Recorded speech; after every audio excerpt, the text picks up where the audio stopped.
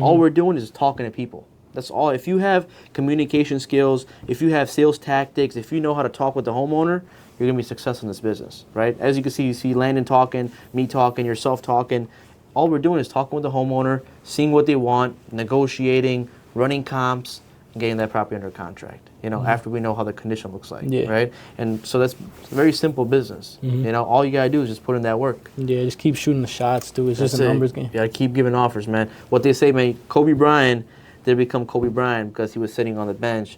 He became Kobe Bryant because every single day he would make 1,000 shots from the free throw line. He would take shots from the from the perimeter every single day. Practice until he was perfect.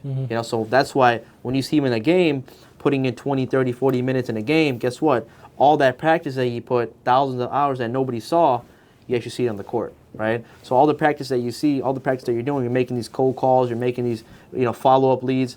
People don't see that. Yeah. People just see the checks. Yeah. You know what I'm saying? Like, oh, shit, he just made 5 Gs, he made 10 Gs. That's all they see, the check.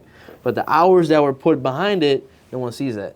So that's why I call it the 10,000-hour rule. You got to put in the 10,000 hours, bro, to perfect that craft. Once you do that, the sky's the limit, bro. You know what I'm saying? Once you perfect that craft, bro, because how many hours would you say you put in so far?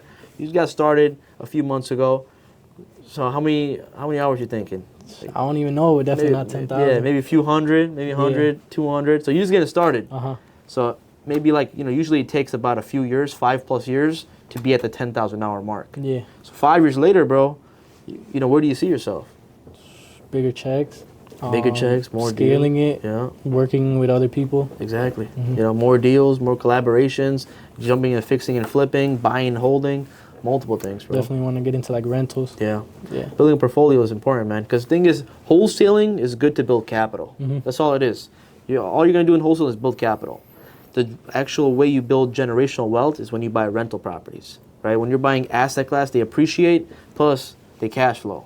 And then if you want to go into more intense capital, then you go into fix and flip. It's capital intensive, but man, the margins are huge. But the thing is, you need to know what you're doing there. Wholesaling, bro, you're just walking, right?